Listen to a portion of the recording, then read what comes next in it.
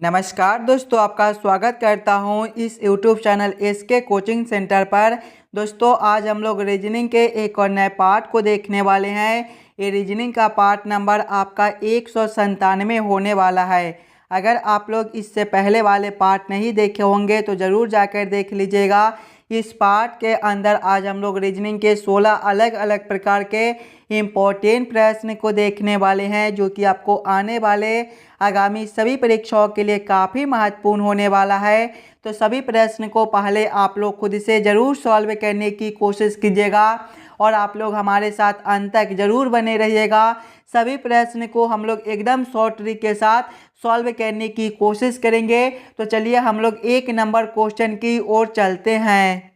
ये रहा question number 1। Question number 1 आपको कह रहा है, नीचे दिए गए प्रश्न में लुप्त संख्या ज्ञात करें। मिसिंग नंबर से रिलेटेड प्रश्न दिया गया है। यहाँ पर आपका क्वेश्चन मार्क है। इस वाले क्वेश्चन मार्क पे आपका कौन सा संख्या भरा जाएगा, ये आप लोगों से पूछ रहा है। जब भी आपको इस प्रकार के मिसिंग नंबर से रिलेटेड प्रश्न देखने को मिले तो सबसे पहले आप लोग क्वेश्चन के पैटर्न को ध्यान से देखिएगा और समझने की कोशिश कीजिएगा आपका किस प्रकार का प्रश्न दिया हुआ है, इसे हम लोग कैसे जल्द से जल्द सॉल्व कर सकते हैं। अगर आप लोग ध्यान से देखिएगा तो यहाँ पर बीच में आपका क्वेश्चन मार्क है। जब भी आपको इस प्रकार के प्रश्न देखने को मिले तो सबसे पहले हम लोग ये समझने की कोशिश करेंगे यहाँ पर आपका 6, 9 और 4 से 38 किस प्रकार से लिखा हुआ है, 9, 11 और 8 से 56 किस प्रकार से लिखा हुआ है। उसी प्रकार से हम लोग सोचेंगे 13, 11 और 12 से हमारा कौन सा संख्या बनेगा जो इस वाले क्वेश्चन मार्क पे भरे जाएंगे। सभी बच्चे पहले अपना दिमाग लगाइएगा।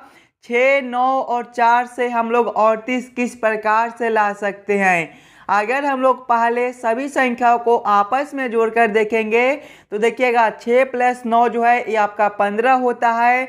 15 + 4 जो है ये आपका 19 होता है। लेकिन यहाँ पर आपका 38 लिखा हुआ है।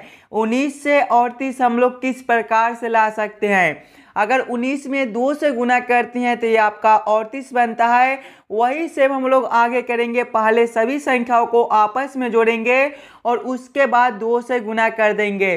9 + 11 करेंगे तो 20 और 20 + 8 जो है ये आपका 28 होता है। यहाँ पर देखिएगा सभी संख्याओं को जोड़ने के बाद 2 से गुना किए थे तो इसमें भी 2 से गुना करेंगे। 28 × 2 जो है ये आपका 56 होता है। यहाँ पर 56 आपका बीच में दिया गया है। यानी कि इसी प्रकार से इस वाले प्रश्न को हम लोग सॉल्व कर सकते हैं। तो वही से हम लोग आगे करेंगे। सबसे पहले तीनों संख्याओं को आपस में जोड़ लेंगे। देखिएगा 13 + 11 करेंगे तो ये आपका 24 हो जाएगा। 24 + 12 जो है ये आपका 36 होता है। जब 36 में हम लोग 2 से गुना करेंगे तो ये आपका 72 बनता है। 72 आपका ऑप्शन नंबर ए में दिया गया है, जो कि आपका सही उत्तर हो जाएगा। इस वाले क्वेश्चन मार्क पे आपका 72 भरा जाएगा। क्लियर है। चलिए अगले प्रश्न की ओर हम लोग चलेंगे, क्वेश्चन नंबर 2 की ओर। ये रहा क्वेश्चन नंबर 2। क्वेश्चन नंबर 2 आपको कह रहा है, नीचे दिए गए प्रश्न में संबंधित संख्या को चुनिए। इस बार आपको संबंधित संख्या चुनने के लिए बोला जा रहा है। जब भी आपको संबंधित संख्या चुनने के लिए बोले तो सबसे पहले आप लोग ये समझने की कोशिश कीजिएगा 940 से आपका 5 यहाँ पर किस प्रकार से लिखा हुआ है। 940 से 5 आपका किस प्रकार से संबंधित है। उसी प्रकार से हम लोग सोचेंगे 376 से हमारा कौन सा संख्या संबंधित होगा जो इस वाले क्वेश्चन मार्क पे भरे जाएंगे। सबसे पहले हम लोगों को क्या करना है, 940 से 5 लाना है। सभी बच्चे अपना दिमाग लगाइएगा।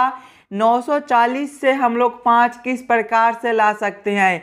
अगर हम लोग 940 में देखिएगा 940 में अगर हम लोग भाग करते हैं 188 से 940 भागा करते हैं 188 तो ये आपका 5 बनता है। उसी प्रकार से आपका 376 दिया गया है तो 376 में भी हम लोग भाग करेंगे 188 से 376 भागा 188 जो है ये आपका 2 बनता है।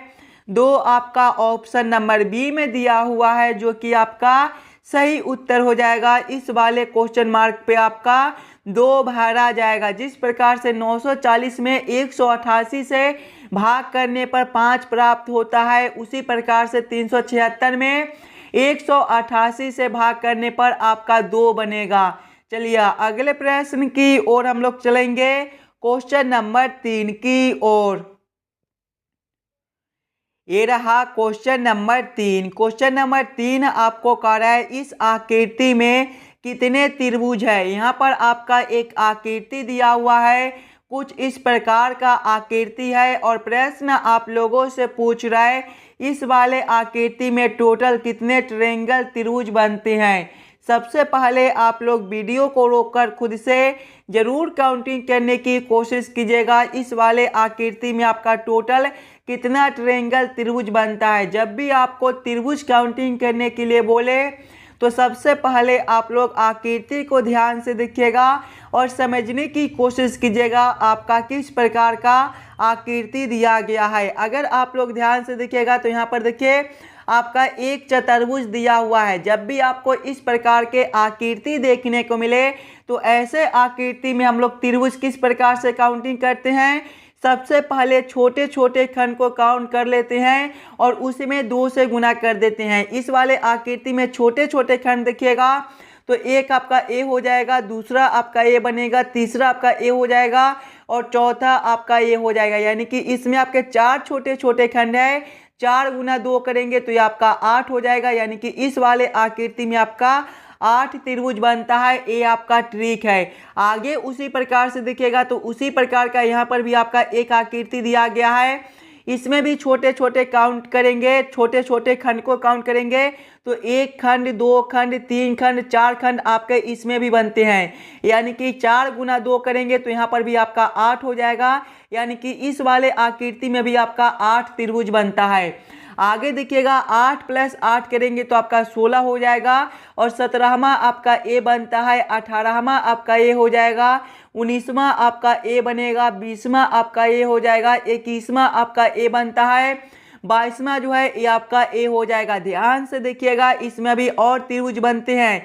23वें को देखिएगा तो 23वां जो है वो आपका यहाँ से लेकर यहाँ तक एक बनता है, ये आपके 23वें त्रिभुज हो जाएंगे। उसी प्रकार से 24वां जो है वो आपका यहाँ से लेकर यहाँ तक भी एक बनता है, ये आपका 24वां हो जाएगा। आगे देखिएगा तो 25वां जो है वो आपके यहाँ से लेकर यहाँ तक एक बनते हैं, ये आपका 25वां हो जाएगा। 26वें को देखिएगा तो वो आपका यहाँ से लेकर यहाँ तक एक बनता है, ये जो है ये आपके 26वें हो जाएंगे। 27वें को देखिएगा तो यहाँ से लेकर यहाँ तक भी आपका एक त्रिभुज बनता है, ये जो है ये आपका 27वां त्रिभुज हो जाएगा। और 28वें को देखिएगा तो उसी प्रकार से यहाँ से लेकर यहाँ तक भी आपका एक त्रिभुज बनता है, ये जो है ये आपका 28वां त्रिभुज हो जाएगा।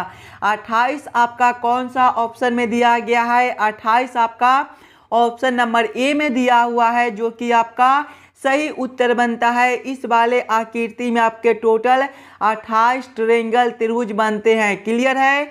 चलिए अगले प्रश्न की ओर हम लोग चलेंगे, क्वेश्चन नंबर 4 की ओर। ये रहा क्वेश्चन नंबर 4। क्वेश्चन नंबर 4 आपको कह रहा है नीचे दिए गए श्रृंखला को पूरा करें।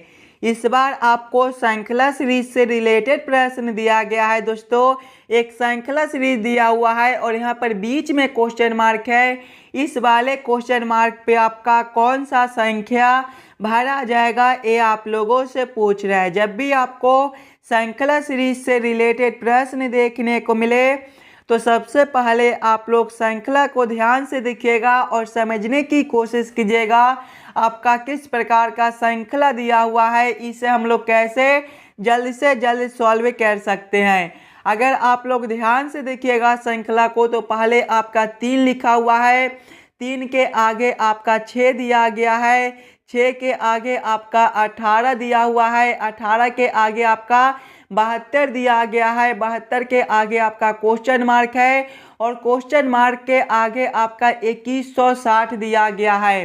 अगर आप लोग ध्यान से देखिएगा इस वाले श्रृंखला सीरीज को, तो ये जो श्रृंखला है ये आपका ऊपर की ओर बढ़ रहा है और बहुत तेजी से ऊपर की ओर बढ़ रहा है। जब भी आपको इस प्रकार के श्रृंखला देखने को मिले तो पहले आप लोग ये समझने की कोशिश कीजिएगा 3 से 6 आपका किस प्रकार से लिखा हुआ है। अगर आप लोग 3 गुना 2 कीजिएगा तो आपका 6 हो जाएगा। उसी प्रकार से आगे देखिएगा तो 6 से आपका 18 है, 6 गुना 3 जो है ये आपका 18 होता है। आगे देखिएगा तो 18 से आपका 72 लिखा हुआ है, 18 गुना 4 जो है ये आपका 72 होता है और आगे आपका क्वेश्चन मार्क है।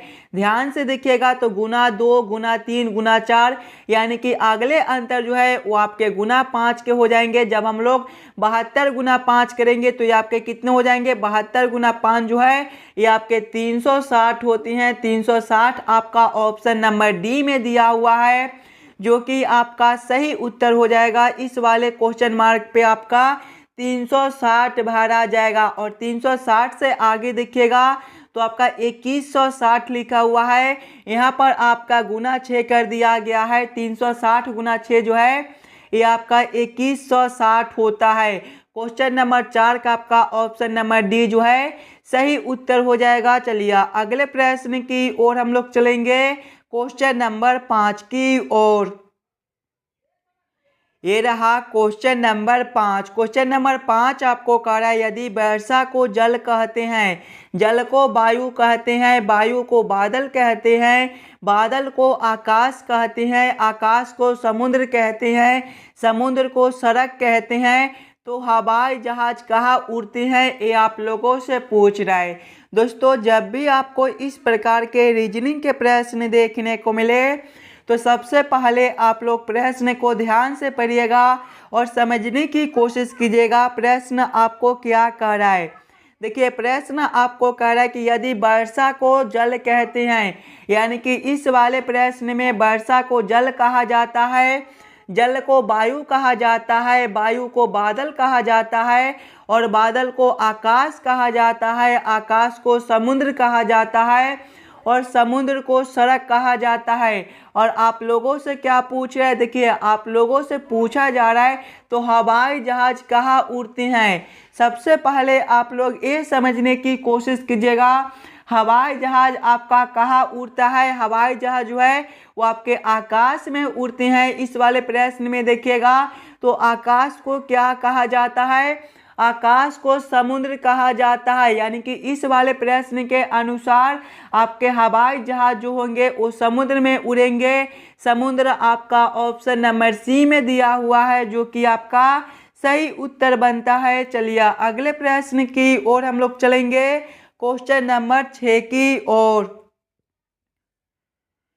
ये रहा क्वेश्चन नंबर 6। क्वेश्चन नंबर 6 आपको कह रहा है दी गई आकृति में कौन सा रोमन अंक ऐसे क्रोधित राजाओं जो मोटे हैं को दर्शाता है। जब भी आपको इस प्रकार के रीजनिंग के प्रश्न देखने को मिले दोस्तों तो सबसे पहले आप लोग आकृति को ध्यान से देखिएगा और समझने की कोशिश कीजिएगा।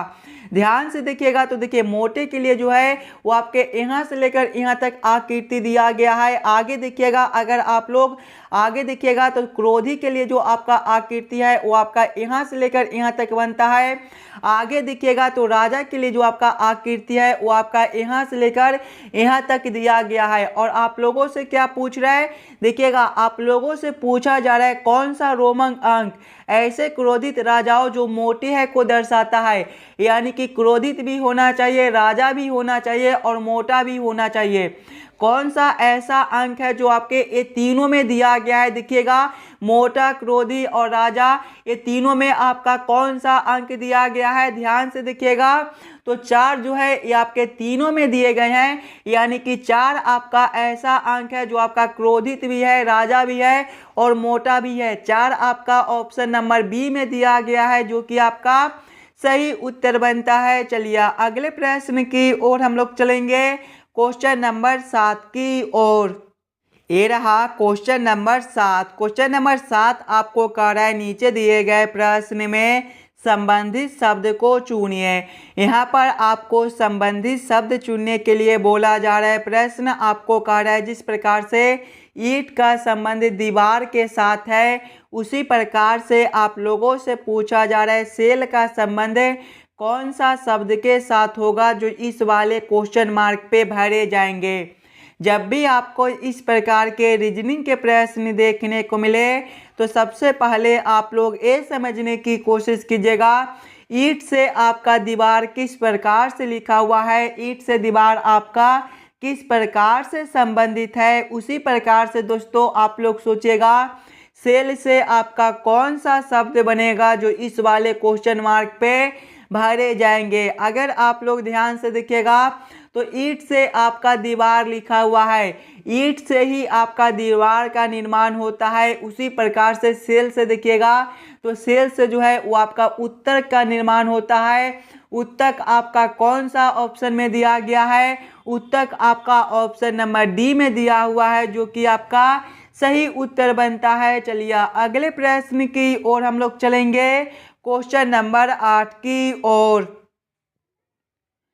ये रहा क्वेश्चन नंबर 8। क्वेश्चन नंबर 8 आपको कह रहा है नीचे दिए गए प्रश्न में संबंधित अक्षरों को चुनिए।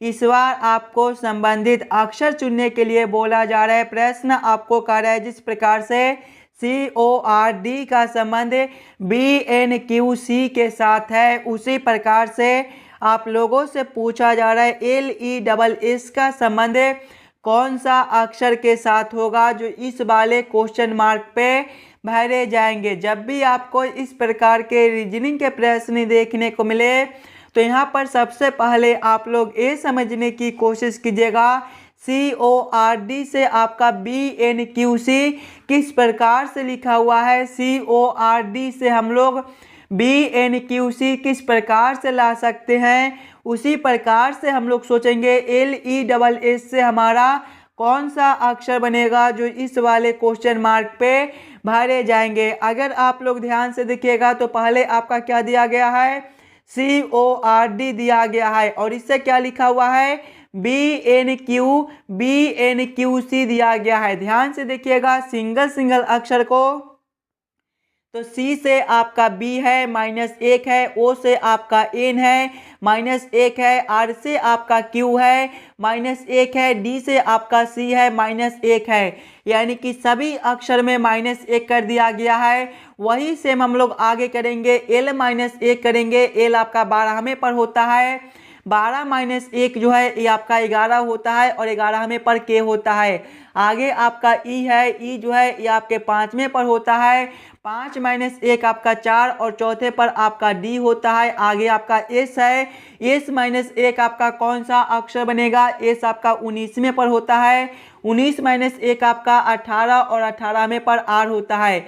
आगे भी आपका S है, S -1 आपका फिर से R बन जाएगा। कौन सा ऑप्शन में आपका KDRR दिया गया है, KDRR आपका ऑप्शन नंबर ए में दिया हुआ है जो कि आपका सही उत्तर बनता है। चलिए अगले प्रश्न की ओर हम लोग चलेंगे, क्वेश्चन नंबर 9 की ओर। ये रहा क्वेश्चन नंबर 9। क्वेश्चन नंबर 9 आपको कह रहा है नीचे दिए गए अक्षर श्रृंखला को पूरा करें। इस बार आपको अक्षर श्रृंखला से रिलेटेड प्रश्न दिया गया है। एक अक्षर श्रृंखला दिया हुआ है और यहाँ पर क्वेश्चन मार्क है। इस वाले क्वेश्चन मार्क पे दोस्तों आपका कौन सा अक्षर भरा जाएगा ये आप लोगों से पूछ रहा है। अक्षर श्रृंखला से भी रिलेटेड प्रश्न आपको सभी एग्जाम में पूछे जाते हैं, तो पहले आप लोग खुद से ज़रूर सॉल्व करने की कोशिश कीजिएगा। इस वाले पार्ट में आपको जितने भी प्रश्न कराए जाएंगे वो सारे प्रश्न आपके आने वाले आगामी सभी परीक्षाओं के लिए काफ़ी इम्पोर्टेंट है। तो सभी प्रश्न को पहले आप लोग खुद से ज़रूर सॉल्व करने की कोशिश कीजिएगा। जब भी आपको इस प्रकार के अक्षर श्रृंखला से रिलेटेड प्रश्न देखने को मिले तो सबसे पहले आप लोग अक्षर श्रृंखला को ध्यान से देखिएगा। अक्षर श्रृंखला को देखिएगा तो पहले देखिएगा आपका GLP दिया गया है। GLP के आगे देखिएगा तो आपका HNR दिया गया है। HNR के आगे देखिएगा तो आपका IPT दिया गया है। IPT के आगे देखिए आपका JRB दिया गया है और इसके आगे आपका क्वेश्चन मार्क है। ध्यान से देखिएगा सिंगल अक्षर को तो G से आपका H कर दिया गया है। यहाँ पर आपका +1 है, H से आपका I है, +1 है, I से आपका J है, +1 है। देखिए +1 +1 +1, तो आगे भी हम लोग +1 करेंगे। J आपके 10वें पर होते हैं, 10 + 1 11, और 11वें पर आपका K होता है। आगे देखिएगा दूसरे वाले अक्षर से, तो L से आपका N है, +2 है। आगे देखिए N से आपका P है, फिर से +2 है, P से आपका R है, +2 है। ध्यान से देखिएगा, इस बार आपको +2 +2 +2 कर दिया गया है, तो आगे भी हम लोग +2 करेंगे। R आपके 18वें पर होते हैं, 18 + 2 आपका 20, और 20वें पर आपका T होता है। आगे देखिएगा तीसरे वाले अक्षर से, तो P से आपका R है, यहाँ पर भी आपका +2 है, R से आपका T है, +2 है, T से आपका B है, +2 है। यानी कि यहाँ पर भी आपका +2 +2 +2 कर दिया गया है, तो आगे भी हम लोग +2 करेंगे। भी आपके 22वें पर होते हैं, 22 + 2 आपका 24, और 24वें पर आपका x होता है। कौन सा ऑप्शन में आपका KTX दिया गया है? KTX आपका ऑप्शन नंबर C में दिया हुआ है, जो कि आपका सही उत्तर बनता है। दोस्तों इस वाले क्वेश्चन मार्क पे आपका KTX भरा जाएगा। क्लियर है? चलिए अगले प्रश्न की ओर हम लोग चलेंगे, क्वेश्चन नंबर 10 की ओर। ये रहा क्वेश्चन नंबर 10। क्वेश्चन नंबर 10 जो है ये आपका वेन आरेख वेन डायग्राम से रिलेटेड प्रश्न है। बिहार गोलघर और लाल किला का किस प्रकार से वेन आरेख वेन डायग्राम बनेगा, ये आप लोगों से पूछ रहा है। जब भी आपको वेन आरेख वेन डायग्राम से रिलेटेड प्रश्न देखने को मिले, तो सबसे पहले आप लोग तीनों शब्दों को ध्यान से देखिएगा और समझने की कोशिश कीजिएगा। ये तीनों शब्द में कौन शब्द आपके किसके साथ संबंधित है, किसके अंदर हम लोग किसको रख सकते हैं। अगर आप लोग ध्यान से देखिएगा तो पहले आपका बिहार है, उसके बाद गोलघर है। बिहार में ही आपका गोलघर है, यानी कि बिहार के अंदर जो है वो आपका गोलघर हो जाएगा। और लाल किला ये आपका बिहार से अलग है और गोलघर से भी आपका अलग है, यानी कि लाल किला जो है ये आपके दोनों शब्द से अलग दिए गए हैं, तो लाल किला को हम लोग अलग कर देंगे। सबसे पहले हम लोग बिहार के लिए एक गोला बना लेंगे। बिहार के अंदर ये आपका गोलघर है, तो बिहार के अंदर हम लोग गोलघर को रख देंगे। और लाल किला ये दोनों से अलग है, तो लाल किला को हम लोग ये दोनों से अलग कर देंगे। इस प्रकार का वेन आरेख वेन डायग्राम आपका ऑप्शन नंबर डी में दिया हुआ है, जो कि आपका सही उत्तर बनता है। क्वेश्चन नंबर 10 का आपका ऑप्शन नंबर डी जो है सही हो जाएगा। चलिए अगले प्रश्न की ओर हम लोग चलेंगे, क्वेश्चन नंबर 11 की ओर। ये रहा क्वेश्चन नंबर 11। क्वेश्चन नंबर 11 आपको कह रहा है, एक लड़के की ओर इशारा करते हुए मीरा ने कहा, यह मेरे दादा के इकलौते पुत्र का पुत्र है। उस लड़के का मीरा से क्या संबंध है, ये आप लोगों से पूछ रहा है। ये जो प्रश्न है ये आपका ब्लड रिलेशन से रिलेटेड प्रश्न है। और जब भी आपको इस प्रकार के प्रश्न देखने को मिले, तो सबसे पहले आप लोग प्रश्न को ध्यान से पढ़िएगा और समझने की कोशिश कीजिएगा। देखिए प्रश्न आपको कह रहा है, एक लड़के की ओर इशारा करते हुए मीरा ने कहा, यह मेरे दादा के इकलौते पुत्र का पुत्र है। यह मेरे दादा के इकलौते पुत्र का पुत्र है। उस लड़के का मीरा से क्या संबंध है? दादा के इकलौते पुत्र, यानी कि देखिए ये आपका क्या हो जाएगा, ये जो है ये आपका मीरा है, और मीरा के दादा यानी कि मीरा से 2 पीढ़ी ऊपर के हो जाएंगे। मीरा से 2 पीढ़ी ऊपर के कौन हो जाएंगे? मीरा के दादा हो जाएंगे। यहाँ पर आप लोग दादा लिख लीजिएगा, मीरा के दादा के इकलौते पुत्र, यानी कि दादा के जो इकलौते पुत्र हो जाएंगे वो मीरा के पापा लगेंगे। यहाँ पर आप लोग पुत्र लिख दीजिएगा। ये जो है वो मीरा के दादा के पुत्र है, और इसके पुत्र जो है वो आपके मीरा के भाई लगेगा, यानी कि वो उस लड़के का जो मीरा से संबंध है वो भाई का संबंध है। भाई आपका कौन सा ऑप्शन में दिया गया है? भाई आपका ऑप्शन नंबर बी में दिया हुआ है, जो कि आपका सही उत्तर हो जाएगा। चलिए अगले प्रश्न की ओर हम लोग चलेंगे, क्वेश्चन नंबर 12 की ओर। ये रहा क्वेश्चन नंबर 12। क्वेश्चन नंबर 12 आपको कह रहा है, कौन सी उत्तर आकृति दी गई आकृति का ठीक दर्पण प्रतिबिंब है। यहाँ पर आपका एक प्रश्न आकृति दिया हुआ है। कुछ इस प्रकार का आपका प्रश्न आकृति है, और प्रश्न आप लोगों से पूछ रहा है इस वाले प्रश्न आकृति का किस प्रकार से दर्पण प्रतिबिंब बनेगा।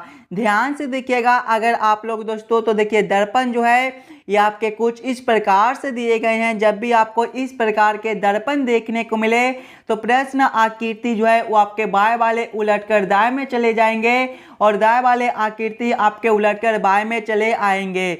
यानी कि जब हम लोग इस वाले प्रश्न आकृति को इस प्रकार से उलटेंगे तो आपका किस प्रकार का आकृति बनेगा।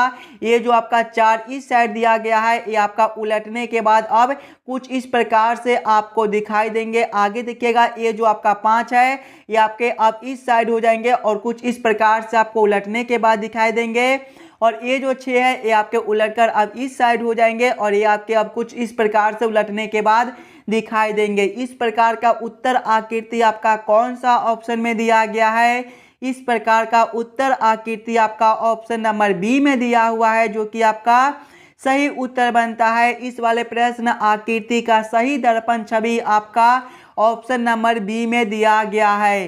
चलिए अगले प्रश्न की ओर हम लोग चलेंगे, क्वेश्चन नंबर 13 की ओर। रहा क्वेश्चन नंबर 13। क्वेश्चन नंबर 13 आपको कह रहा है नीचे दिए कि यहाँ पर नीचे दिए गए हो जाएंगे, नीचे दिए गए निम्नलिखित शब्दों का सही क्रम बताएं। तना, जड़, फल, फूल, शाखा और पत्ती का किस प्रकार से सही क्रम बनता है, ये आप लोगों से पूछ रहा है। जब भी आपको इस प्रकार के रीजनिंग के प्रश्न देखने को मिले तो सबसे पहले आप लोग सभी शब्दों को ध्यान से देखिएगा और समझने की कोशिश कीजिएगा ये सभी शब्दों का आपका किस प्रकार से सही क्रम बनता है। अगर आप लोग ध्यान से देखिएगा दोस्तों तो इसमें सबसे पहले जो है वो आपके जड़ हो जाएंगे, यानी कि 2 नंबर। जड़ के बाद जो है वो आपका तना हो जाएगा, यानी कि 1 नंबर। तना के बाद जो है वो आपका शाखा हो जाएगा, यानी कि 5 नंबर। शाखा के बाद जो है वो आपका पत्ती हो जाएगा, यानी कि 6 नंबर। पत्ती के बाद जो है वो आपका फूल हो जाएगा, यानी कि 4 नंबर। और फूल के बाद जो है वो आपका फल हो जाएगा, यानी कि 3 नंबर। कौन सा ऑप्शन में आपका 2, 1, 5, 6, 4, 3 दिया गया है। ध्यान से देखिएगा ऑप्शन नंबर ए में तो आपका 2, 1, 5, 6, 4, 3 दिया गया है।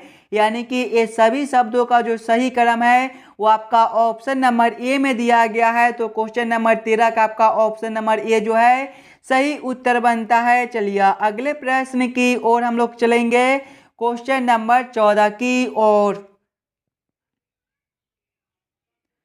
ये रहा क्वेश्चन नंबर 14। क्वेश्चन नंबर 14 आपको कह रहा है नीचे दिए गए प्रश्न में विषम संख्या को पहचान करें। इस बार आपको विषम संख्या चुनने के लिए बोला जा रहा है। जब भी आपको विषम संख्या चुनने के लिए बोले तो सबसे पहले आप लोग चारों ऑप्शन को ध्यान से देखिएगा और समझने की कोशिश कीजिएगा।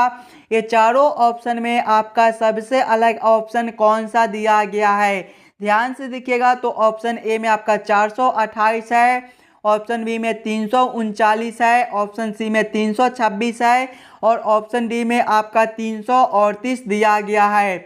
अगर आप लोग ध्यान से देखिएगा ऑप्शन नंबर ए में तो आपका 428 है। 428 के ध्यान से देखिएगा तो 428 जो है ये आपका 4, 2 और 8 से मिलकर बनता है। अगर 428 के पहला संख्या और दूसरा संख्या को हम लोग आपस में गुना करते हैं, यानी कि 4 गुना 2 करते हैं तो ये आपका 8 बनता है।